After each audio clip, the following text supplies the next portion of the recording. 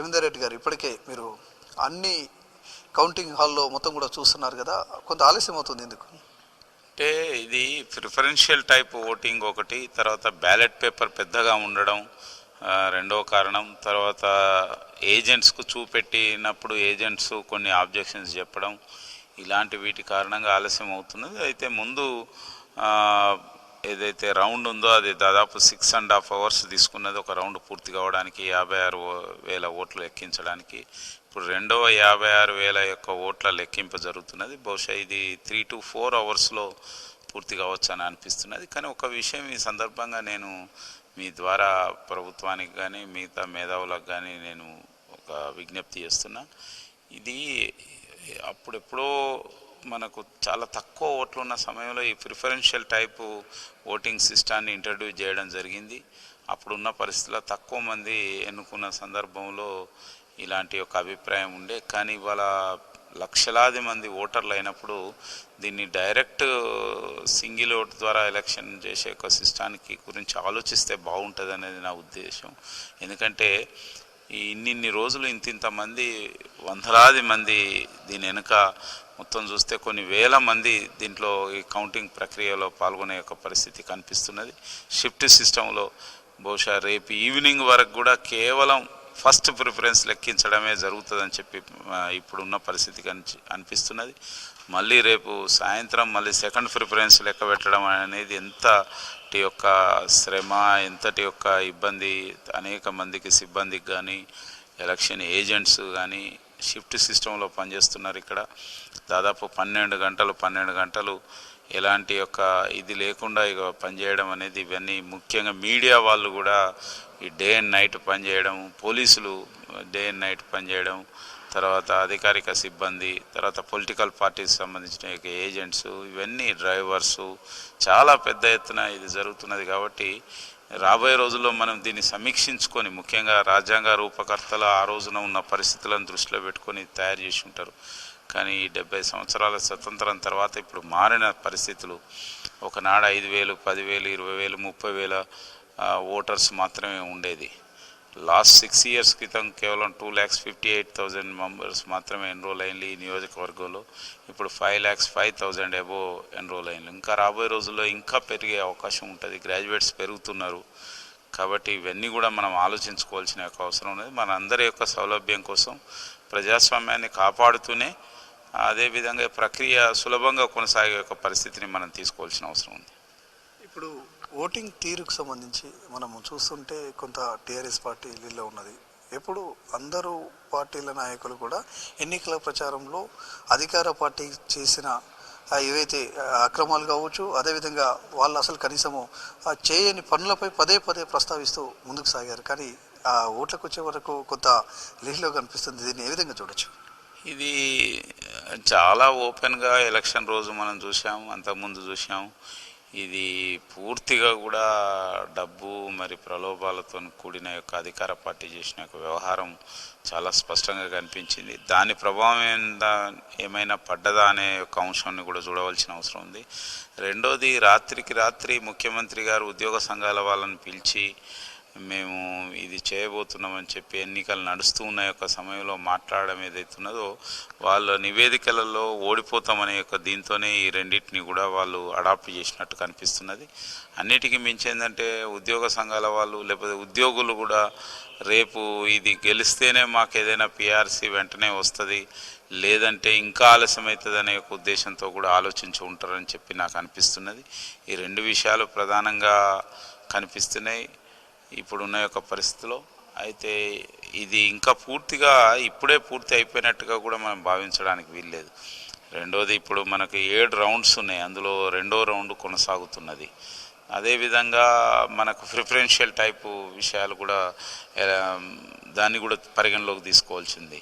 కాబట్టి second preference ఎలా ఉంటుంది ఏమిటి ఇవన్నీ కూడా ఆలోచించాలి. కాబట్టి ఇప్పుడే అధికార పార్టీ ఏదో ఆధిక్యత సంపాదించిందని చెప్పడానికి వీల్లేదని చెప్పి నాకు అనిపిస్తున్నది. కాబట్టి వెయిట్ అండ్ సీ. ఏదేమైనప్పటికీ ఉద్యోగులు, ప్రజలు, పట్టభద్రులు ఇచ్చిన యొక్క తీర్పే అంతిమ తీర్పు. కానీ మనం చూడాలి ఇందులో ఏ విషయాలు ప్రభావితం చేయబడ్డాయి, ఎందుకు ఈ విధమైన యొక్క ఆలోచన నడుస్తున్నది ఏమిటి అనేది కూడా మనం చూడవలసిన అవసరం ఉన్నది. ఇంకా అన్నిటికీ మించి ఏంటంటే ప్రభుత్వ వ్యతిరేక ఓటు ఇది చీలిపోయింది. ఇప్పటికిప్పుడు మనం చూసినా కూడా ఆయనకు వచ్చిన దానికంటే ఎక్కువ మా నలుగురు అభ్యర్థులు ప్రధానంగా ఆయనకు ఏదైతే ఆయనకు ప్రత్యర్థులుగా ఉన్న యొక్క బీజేపీ, కాంగ్రెస్ కావచ్చు, తర్వాత ఇద్దరు ఇండిపెండెంట్ అభ్యర్థులు, ఈ నలుగురు అభ్యర్థులకు వచ్చిన ఓట్లు ఈ అధికార పార్టీ అభ్యర్థికి వచ్చిన దానికంటే చాలా ఎక్కువ ఉన్నాయి. కాబట్టి అవన్నీ కూడా మనం ఖచ్చితంగా ప్రభుత్వానికి వ్యతిరేకత ఉంది. ప్రభుత్వం ఇది ఒక రకంగా గెలిచినా ఓడినట్టుగానే భావించవలసిన అవసరం ఉంటుంది. అంటే ఈ ఎన్నికల్లో డబ్బు ప్రభావం చాలా స్పష్టంగా కనిపిస్తుందని మనం అనుకోవచ్చు.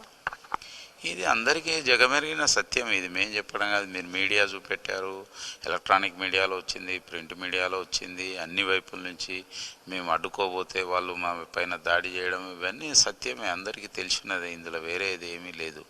కాబట్టి అయితే మరి డబ్బులు తీసుకోవడం అని ఎవరైనా తీసుకుంటే అది సరైందా కాదా అనేది అది వేరే అంశం. కానీ ప్రలోభం అని పెట్టడం అనేది ఫస్ట్ తప్పు. ప్రలోభాలకు ఆ పరిస్థితుల కారణంగా ఓటర్లైనా ఎవరైనా ప్రలోభాలకు లొంగే అవకాశం ఉంటుంది. కాబట్టి ముందు ప్రలోభ పెట్టడం అనేది తప్పు. అంటే అధికార పార్టీ ఎట్టి పరిస్థితుల్లో చిత్తుగా ఓడిపోతున్నాం అనే దీంతో దాదాపుగా 30 నుంచి 40 కోట్ల రూపాయలు ఒకే రోజు అనేక చోట్ల ఎన్నికలు జరుగుతున్న యొక్క సమయంలో కూడా పంచిన యొక్క పరిస్థితి గతంలో ఎప్పుడూ లేదు. ఓటుకు 1000, 1500, 2000, 3000 రూపాయలు అంతకంటే ఎక్కువ అనేక చోట్ల ఆ విధంగా ఇవ్వడం అనేది ఇది చాలా విస్మయం కలిగిస్తున్నది. ఇటువంటి వార్తలు అనేది అందరికి కూడా ఇబ్బందికరంగా ఉంది. ప్రజాస్వామ్యం అంటే ఇదేనా? అందులో చదువుకున్న వాళ్ళపైన కూడా ఈ విధమైన యొక్క ప్రలోభాలు పెట్టడం అనేది ఇది ఎంతవరకు సమంజసము? ఇవన్నీ అంటే అధికార పార్టీ చెప్పొచ్చు మేమేం చేయలేదని చెప్పి, కానీ అందరికీ తెలుసు ఇది వాస్తవం ఏంటంటే అందరూ గమనిస్తున్నారు, అందరికీ విషయాలు తెలుసు. కాబట్టి ఏది ఏమైనప్పటికీ ఈ విధంగా ఎలక్షన్ గెలిచి మాత్రం వాళ్ళు ఏం సాధిస్తారని నేను అంటున్నా. గత 6 సంవత్సరాల క్రితం గెలిచి కూడా వాళ్ళు ఏం సాధించింది ఏం లేదు. కేవలం గొప్పలు చెప్పుకోవడం, మాకు ఇంత స్ట్రెంత్ ఉన్నదని. వాళ్ళు గెలవని వాళ్ళని కూడా ఆ పార్టీలో కలుపుకున్నారు, కౌన్సిల్లో కానీ ఇటు అసెంబ్లీలో కానీ 100కు పైగా సీట్లు తయారు చేసుకున్నారు. దానివల్ల కొత్తగా ఒరిగేది ఏం లేదు. కానీ రాబోయే రోజులలో ఈ రిజల్ట్ ఎట్లా ఉన్నా కూడా రాబోయే రోజులలో ఈ యొక్క అధికార పార్టీని చిత్తుగా ఓడించే ఒక రోజు ఇంకెంతో దూరంలో లేదు.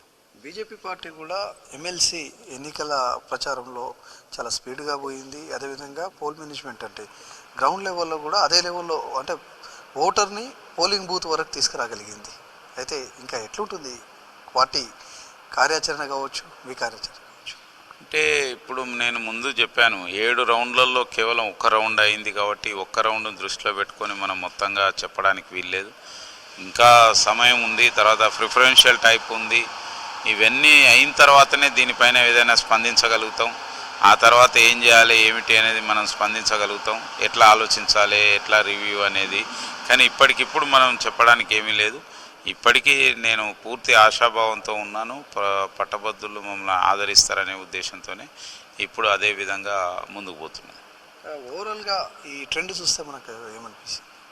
ట్రెండ్ చెప్పాను కదా, ప్రభుత్వ వ్యతిరేకత అనేది తీవ్రంగా ఉంది అనేది. ఇంత డబ్బు ఇంత పెట్టినప్పటికీ కూడా అధికార పార్టీ యొక్క గెలుపేదో నల్లేరు మీద నడకలాగా ఏమీ లేదు పరిస్థితి. అందుకోసమే ఇంకా ప్రిఫరెన్షియల్ టైపును మిగతా యొక్క రౌండ్స్ లెక్కిస్తే కానీ వాస్తవ విషయం బయటపడదు. ప్రేమేందర్ రెడ్డి గారు దాదాపు 30 సంవత్సరాలు దాటింది అనుకుంటా భారతీయ జనతా పార్టీలో. కమిట్మెంట్ వర్కర్ ఏబీవీపీ నుంచి అనుకుంటాను. అలాంటి వర్కరు ప్రజల్లోకి పోయినప్పుడు, ఓటర్ల దగ్గరికి పోయినప్పుడు ప్రధానంగా కూడా ఏ సమస్యలను పరిష్కరిస్తారని చెప్పుకొచ్చారు? నిరుద్యోగులు, ఉద్యోగుల యొక్క ఎజెండానే మా ఎజెండాగా మేము భావించాము. ప్లస్ రాజకీయాల్లో ఒక విలువలు నిర్మాణం చేయడం అనేది మా ప్రధాన ఉద్దేశంగా మేము ప్రచారం చేయడం జరిగింది. చాలా పట్టభద్రులు ఎంతో ఆత్మీయతతోని, ప్రేమతోని ఎక్కడికి వెళ్ళినా ఈసారి మేము భారతీయ జనతా పార్టీని గెలిపిస్తాం, రాబోయేది భారతీయ జనతా పార్టీ అని చెప్పి చాలా ఒక స్వాగతంగా వారు చెప్పడం జరిగింది. మరి ఈ లాస్ట్ 2-3 డేస్లో ఏం జరిగింది అనేది మనం ఇంకా దాన్ని సమీక్షించవలసిన అవసరం ఉంది. బట్ ఏదేమైనప్పటికీ మేము మా యొక్క దీన్ని వదిలిపెట్టేది లేదు. తప్పక ఈ ప్రజాసేవ కార్యక్రమంలో ముఖ్యంగా పట్టభద్రుల యొక్క సమస్యలు కానీ, ప్రైవేటు యొక్క విద్యా సంస్థలు, టీచర్స్ కానీ, ఇటు నిరుద్యోగుల సమస్యలు కానీ, ఉద్యోగుల సమస్యలు కానీ, వీటి పట్ల తప్పక మేము ముందుకు తీసుకుని వెళ్తూనే ఉంటాం. ఈ ఎన్నికల యొక్క గెలుపు ఓటములతో సంబంధం లేకుండా ఈ కార్యక్రమాన్ని మేము ముందుకు తీసుకెళ్తాం. ఒక జాతీయ పార్టీ నేతగా మీరు అదే ముందే చెప్పారు, అంటే సెకండ్ ప్రిఫరెన్స్ ఆప్షన్ అనేది కొంత ఇబ్బందికరము, దాంతోపాటు ఖర్చుతో కూడుకున్నది, ప్రజాధనాన్ని కొంత వృధా అయ్యే అవకాశం కూడా ఉంటుంది. సరే, దాని మీద మీరు మళ్ళీ ఏమన్నా కేంద్రంకి ఏమైనా లేఖ రాసే అవకాశం, లేకపోతే కేంద్రానికి సూచన చేసే అవకాశం ఏమైనా ఉందా? చూద్దాము. అంటే ఇది కేవలం ఒక భారతీయ జనతా పార్టీ అభిప్రాయమే కాదు, ఇది అన్ని పార్టీల యొక్క అభిప్రాయాన్ని కూడా దీని మీద తీసుకోవాల్సిన అవసరం ఉన్నది. ఎందుకంటే ఇది ఎన్నిక జరగడం ఒక ఎత్తు అయితే, ఈ ఎన్నిక ఒక జనరల్ ఎలక్షన్ లాగా జరిగింది. 34 అసెంబ్లీలు, 5 పార్లమెంట్లు, 186 మండలాల్లో 5,05,000 ఓటర్ల కోసం సాధారణమైన ఎన్నికల్లో వాహనాలు, మైకులు యూజ్ చేయడం, వాల్ రైటింగ్ రాయడం, పోస్టర్స్, కరపత్రాలు, hoardings, electronic media, social media, ఇట్లా ఎన్నో ఉపయోగించారు. అంటే ఇంత పెద్ద ఎత్తున జరుగుతున్నప్పుడు ఇది ఏ విధంగా, దీనికి ఉన్న యొక్క పవర్స్ ఏమిటి, ఇన్ని జిల్లాల్లో ఇంతమంది ఓటర్లు పాల్గొనేదానికి మరి 2.5 నుంచి 3 ఎమ్మెల్యేలతో సమానమైన యొక్క ఓటర్లు దీనికి ఉన్నారు. మరి 3 ఎమ్మెల్యేలకు సంబంధించినంత పవర్ దీనికి ఉందా, అటువంటి అధికారాలు ఉన్నాయా? కాబట్టి ఇవన్నీ ఆలోచించవలసిన విషయము. కాబట్టి ఇంత పరిధి 5 పార్లమెంటు యొక్క స్థానాల పరిధిలో ఇంత ఉంది. కాబట్టి ఇవన్నీ కూడా రాబోయే రోజులు ఆలోచించాలి. తప్పక మేము వితిన్ ది పార్టీలో మేము చర్చించుకున్న తర్వాత ఏ విధంగా ఇటు రాష్ట్ర ప్రభుత్వానికి కానీ కేంద్ర ప్రభుత్వానికి నివేదించాలనేది ఆలోచిస్తాం. అదేవిధంగా నేను మేధావులను, ప్రజలను, మిగతా పార్టీల వాళ్ళను కోరుతున్నాను, ఇది ఎన్నిక జరగడానికంటే ముఖ్యం ఎన్నిక యొక్క లెక్కింపు అనేది పెద్ద సవాలుగా విసిరింది. ఇవాళ చూస్తున్నాం మనం, ఎంత పెద్ద ఏరియాల కొన్ని వందలాది వాహనాలు బయట నిలిచి ఉన్నాయి. ఇంత అర్ధరాత్రి వేళ, ఇంత ఇప్పుడు మనం తెల్లవారుతున్న యొక్క సమయంలో సైతం ఎవరు కూడా నిద్రపోకుండా కొన్ని వందల మంది ఈ యొక్క లెక్కింపు కార్యక్రమంలో ఉన్నారు. అయినప్పటికీ దీని యొక్క ఫలితం తేలాలంటే రేపు ఎంత రాత్రి అవుతుందో, రేపు అర్ధరాత్రి వరకు కూడా కొనసాగుతున్నది అని చెప్పి అనిపిస్తున్నది. ఇన్ని విషయాలు చూస్తుంటే తప్పక ఇవి ఆలోచించుకోవాలి. ఎప్పుడో ఏదో ఉంది అని దాన్ని అట్లనే కొనసాగించాలనేది కాదు. ఒకప్పుడున్న యొక్క పరిస్థితులకు, అప్పుడున్న యొక్క పరిధి, అప్పుడున్న విషయాలు, అప్పుడున్న ఓటర్స్, మెయిన్ ఏంటంటే దాని పరిధి చాలా తక్కువ ఉంది. కాబట్టి వాళ్ళ ఇంత టెక్నాలజీ పెరిగింది, మనం ఈవీఎంస్ యూజ్ చేస్తున్నాం. ఇటువంటి సమయంలో ఈ ప్రిఫరెన్షియల్ టైపు ఎలక్షన్ అనేది అవసరమా అనేది ఆలోచించవలసిన యొక్క అవసరం ఉన్నది అనేది నా ప్రధానమైన విజ్ఞప్తి. మీరు చాలా జనరల్ ఎలక్షన్స్ చూశారు. జనరల్ ఎలక్షన్లో ఆడిటింగ్ అన్నీ కూడా ఉంటాయి, కానీ దీనికి వచ్చేటప్పటికి ఎట్లా ఉంటుంది ప్రాసెస్? అంటే ఒకసారి మళ్ళీ మీరు చెప్పండి. అంటే ఆడిటింగ్ ఉంటుందా, ఖర్చుతో కూడుకున్నది కదా, ఈ ఖర్చుకు ఎన్నిటికి కూడా ఆడిటింగ్ ఉంటుందా, ఎట్లుంటుంది? ఈసారి దీనికి విచిత్రమైన విషయం ఉంది. ఎందుకనంటే ఆ రాజ్యాంగ రూపకర్తలు ఈ యొక్క కౌన్సిల్ పెట్టినప్పుడు ఇంతటి ఖర్చు అవుతుందని చెప్పి వాళ్ళు ఊహించి ఉండరు. కాబట్టి దీనికి ఎక్స్పెండిచర్ లిమిట్ లేదు, అవి రికార్డ్ చేసే యొక్క సిస్టమ్ లేదు. కాబట్టి ఈరోజు దాని విషయంలో మనం ఏం చెప్పేటట్లేదు. కానీ అట్లని అభ్యర్థులు ఖర్చు పెడతలేరా అంటే, అభ్యర్థులు కానీ అభ్యర్థుల పక్షం వాళ్ళు కానీ ఖర్చు పెడుతున్నారు. నేను అదే చెప్తున్నాను, 34 అసెంబ్లీలలో ప్రచారం అంటే ఏ విధమైన ప్రచారం, అసెంబ్లీ ఎలక్షన్స్కి ఎట్లా ప్రచారం చేస్తారో, పబ్లిక్ మీటింగ్స్, ర్యాలీసు, వాహనాలు, మైకులు, హోర్డింగ్స్, కరపత్రాలు, పోస్టర్లు, ఇంకా రకరకాల social media, electronic media, print media, ads, ఇది ఎంతటి యొక్క కొన్ని కోట్ల రూపాయలు ఖర్చు అయినాయి ఇంతమంది అభ్యర్థులు. కాబట్టి ఇది ఇవన్నీ కూడా మనం ఆలోచించుకోవాల్సిన యొక్క సమయం ఆసన్నమైంది. ఎందుకంటే ఇది మేధావుల యొక్క ఎన్నిక, కాబట్టి మేధావులు ఆలోచించుకోవాల్సిన యొక్క సమయం ఆసన్నమైంది. ఒకసారి మళ్ళీ కౌంటింగ్ వైపు పోతాము. సెకండ్ ప్రియారిటీ ఓట్లకు సంబంధించి ఎంతవరకు పర్సెంటేజ్ అయింది, ఎట్లా ఉందా? అంటే సెకండ్ ప్రియారిటీ ఎలక్షన్ అది దాన్ని ఎప్పుడు పరిశీలన చేస్తారంటే, ఇప్పుడు మనం మొదటి రౌండ్ అయింది, సెకండ్ రౌండ్ అయింది, అన్ని రౌండ్స్ అయిన తర్వాత మాత్రమే 7 రౌండ్స్లో ఇది పూర్తి కాబోతున్నది. 7 రౌండ్స్ పూర్తయిన తర్వాత మాత్రమే మనం దాని గురించి ఆలోచించగలుగుతాం. ఎందుకంటే ఈవెన్ 7 రౌండ్స్ పూర్తయిన తర్వాత అప్పుడు ఎవరు ఫ్రేలో మిగులుతారో ఎలిమినేషన్ ప్రాసెస్ అనేది స్టార్ట్ అవుతుంది. అంటే ఎవరికైతే అత్యంత తక్కువ వచ్చినాయో ఈ 71 మందిలో, కొద్దిమందికి నేను అనుకుంటా కొన్ని వందల్లోనే, కానీ ఇంకా తక్కువనే 100 లోపలనే ఉండే అవకాశం ఉంది. కాబట్టి ఒక్కొక్కరిని అప్పుడు ఎలిమినేషన్ ప్రాసెస్ స్టార్ట్ అవుతుంది.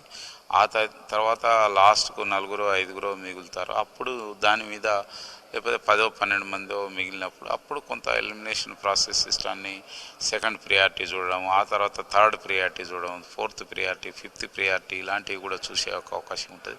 అందుకోసం ఇది చాలా సంక్లిష్టమైన యొక్క ఎలక్షన్. దీని యొక్క లెక్కింపు విధానం కూడా చాలా సంక్లిష్టంగా ఉంది. దీన్ని ఓటర్లు అందరూ అర్థం చేసుకున్నారని నేను అనుకుంటలేను, కొద్దిమంది అర్థం చేసుకుంటున్నారు. అన్నిటికీ మించి ఏంటంటే ఇంతటి యొక్క చదువుకున్న వాళ్ళు, ఇంతటి మేధావులు పాల్గొంటున్న ఎన్నికల్లో కేవలం ఒక్క రౌండ్లోనే 3100 మరి బ్యాలెట్ పేపర్స్ ఇన్వాల్యూడ్ అయినాయి, ఓట్లు ఇన్వాల్యూడ్ అయినాయి అంటే ఇది చాలా ఆలోచించవలసిన అవసరం. ఒకవైపు మేధావులకు మరి పట్టభద్రులకు డబ్బు ఆశ చూపెట్టి ప్రలోభ పెట్టే పని అధికార పార్టీ చేస్తున్నది. రెండో వైపు మరి ఇన్వాల్యూడ్ ఏమిటి, ఇది ఇవన్నీ కూడా ఆలోచించాలి. దీంట్లో ఇంటెన్షన్ టిక్ పెడితే చెల్లది, కానీ ఒకటి ఎక్కడైనా పెట్టవచ్చు, బ్రాకెట్ పెట్టవచ్చు. ఇది అన్నప్పుడు అది ఇంటెన్షన్ ఏమిటి, ఓటర్ యొక్క ఇంటెన్షన్ టిక్ పెట్టినా ఒకటి పెట్టినా అది దాని అర్థం అదే. కానీ ఈ ప్రిఫరెన్షియల్ సిస్టమ్ రావడం కారణంగా ఈ సమస్య ఏర్పడ్డది.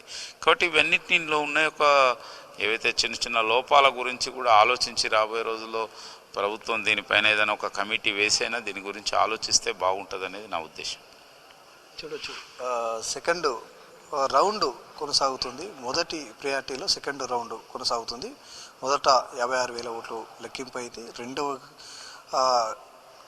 మొత్తానికి రెండవ రౌండ్కు సంబంధించి కూడా ఇప్పటికే 50% ఓట్లకు పై చిలుకు కౌంటింగ్ పూర్తయింది. ఇంకా 50% కొనసాగుతుంది. ఓవరాల్గా చూస్తే ఈ ట్రెండ్ మాత్రము అదేవిధంగా కొనసాగుతున్నప్పటికీ కూడా సెకండ్ ప్రియారిటీకి వచ్చేటప్పటికి చాలా మార్పులు చేర్పులు ఉండే అవకాశం ఉంది. ఎందుకంటే ఇక్కడ ఎవరు కూడా ఎక్స్పెక్ట్ చేయని రిజల్ట్ ఇక్కడ వచ్చే అవకాశం కూడా ఉంది. ఎందుకంటే ఫస్ట్ ప్రియారిటీ ఎవరికి వేశారు, సెకండ్ ప్రియారిటీ ఎవరికి వేశారు అనేది ఓటర్లను కూడా ఎన్నిసార్లు మనము అంటే వాళ్ళతో మాట్లాడినప్పటికి కూడా ఒక క్లారిటీ వచ్చే అవకాశం లేదు. అంతా కూడా చాలా గోప్యంగా ఓటర్లు వాళ్ళకి నచ్చిన వ్యక్తులకు ఓట్లు వేయడంతో వాళ్ళు అది కూడా బయట డిస్కషన్ ఎక్కడ కూడా పెద్దగా లేకపోవడంతో దీన్ని పెద్దగా అంచనా వేయలేకపోయిన పరిస్థితి కూడా అభ్యర్థుల్లో స్పష్టంగా కూడా కనిపిస్తుంది. ఓవరాల్గా వరంగల్, ఖమ్మం, నల్గొండ పట్టభద్రుల ఎమ్మెల్సీ ఎన్నికలకు సంబంధించి మొదటి రౌండ్ పూర్తయింది. రెండవ రౌండ్కు సంబంధించి ఇప్పటికీ కౌంటింగ్ ప్రక్రియ కొనసాగుతుంది.